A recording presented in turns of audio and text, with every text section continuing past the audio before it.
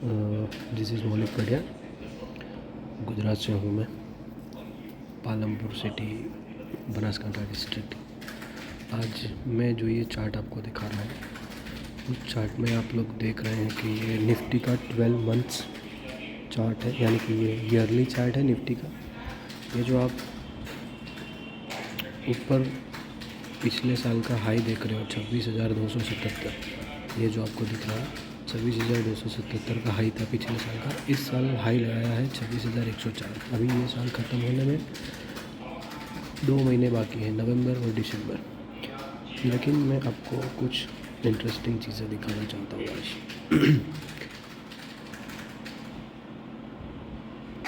ध्यान से देखिएगा, ये मेरा पर्सनल सिनारियो है। मैंने थोड़ा अपने आप से रिसर्च किया हुआ है, तो मैं अपना व्यू शेयर कर रहा हूँ। जैसे कि आप लोग देख रहे हैं, ये 2008 का जो ग्लोबल क्राइसिस हुआ था, .com बबल,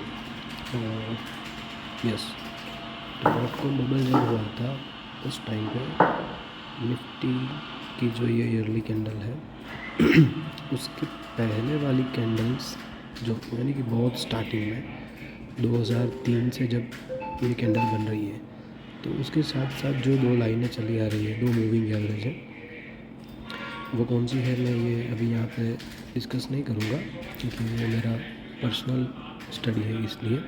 तो ये जो 2 मूविंग एवरेज आ रही है, उसमें जो ब्लू कलर की लाइन है वहाँ से निफ्टी शुरू हुआ था। फिर 2008 में जाके उसने उस लेवल को टच किया, ब्लू कलर की जो लाइन चली आ रही थी उसको। फिर वहाँ से निफ्टी चलना शुरू हुआ।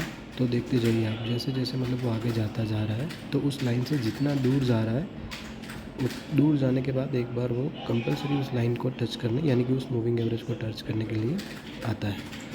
फिर 2013 में 2013 में उसने एक बार फिर से टच किया, 2012-13 में। वहाँ से फिर निफ्टी चला तो 1 2 3 4 5 6 साल के बाद वापस कोरोना आया 2020 में। तो देखो, आप देख सकते हो कि वो 2020 में भी उसी ब्लू लाइन को टच करके, उसके भी नीचे जो लाइन आ रही थी, ये ऑरेंज कलर टाइप की आपको दिख रही होगी, उस लाइन को उसने टच किया और वहाँ से फिर उसने रिवर्सल मारा। तो अब ये सेम केस यहाँ पे बन रहा है कि जब यहाँ पर 2020 में उसने उस लाइन को टच किया था, मूविंग एवरेज वाली, वहाँ से निफ्टी अब 1 2 3 4 और 5 साल ऊपर आ चुका है।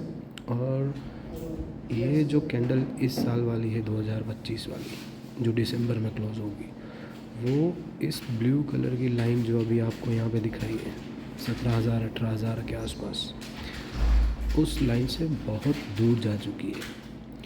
तो इसका मतलब ये है कि अभी निफ्टी को इस ब्लू लाइन को टच करने कभी भी आना पड़ेगा, चाहे वो इसी साल में एक डिप दे दे 18,000, यानी कि ये दिसंबर क्लोज़ होते होते 18-19,000 कुछ भी हो सकता है।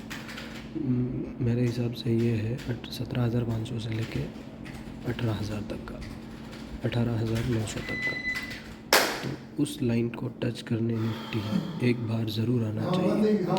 तो आप सोचिए, अगर निफ्टी उस ब्लू लाइन को टच करने जाता है तो मार्केट कितना नीचे तक जा सकता है। 25,722 इस अक्टूबर मंथ का क्लोज़ है आज, 2 महीने और बाकी है। अगर निफ्टी इस लाइन को टच करने आता है तो यहाँ से कम मान लीजिए 26,000 गिन के चलना पड़े तो 8,000 पॉइंट तक नीचे तक गिर सकता है। और 8,000 पॉइंट नीचे गिरेगा तो आपके स्टॉक्स की क्या हालत होगी, वो आप सोचिए। तो उस हिसाब से आप अपना नेक्स्ट 2 मंथ्स में जो भी प्रॉफिट वगैरह है वो आप उस हिसाब से बुक करते जाइए और कैश पे बैठ जाइए, ताकि जब ऐसा कुछ क्राइसिस वगैरह आए तो आप लोगों के पास कैश हो और आप इन्वेस्ट कर सकें। ये मेरा पर्सनल व्यू है, मैं कोई सेबी रजिस्टर वगैरह कुछ नहीं हूँ। मैं आप लोगों के जैसा एक सीधा साधा इंसान हूँ जो अपने आप से खुद एनालिसिस करता रहता है, जस्ट फॉर शेयरिंग। ये केस तब नेगेट हो जाएगा अगर निफ्टी 26,300 के ऊपर क्लोज दे देता है, तो फिर वो ट्राई करेगा वो 27,000 या 27,500 तक जाए, और उसके बाद फिर वो नेक्स्ट ईयर में इस ब्लू लाइन को टच करने के लिए आए। लेकिन दिसंबर तक देखते हैं।